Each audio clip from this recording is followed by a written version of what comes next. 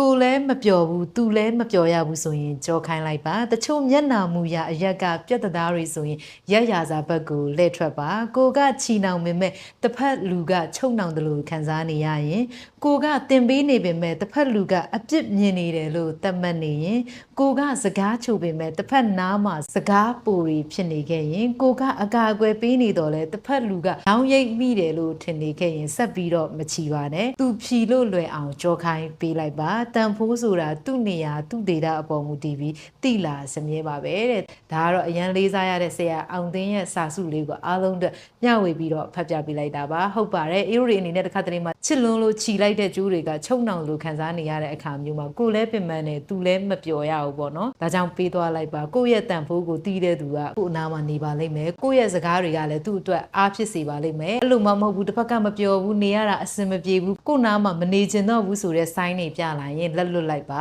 ဘလောက်ချစ်လက်လွတ်လိုက်ပါအချစ်ဆိုတာအေးလို့သိတဲ့အတိုင်းပိုင်ဆိုင်ရမှာမဟုတ်ပါဘူးကိုနဲ့မဟုတ်လဲသူပျော်ရွှင်နေတယ်ဆိုရင်တော့ပေးသွားလိုက်ပါကိုယ့်ရဲ့တန်ဖိုးကိုတီးတဲ့သူရောက်လာပါလိမ့်မယ်အင်းနေတဲ့ဒီຢာလေးကိုအားလုံးအတွက်စိတ်ခွန်အားရအောင်လို့ဖတ်ပြပေးလိုက်ပါတယ်အားလုံးကျေးဇူးတင်ပါတယ်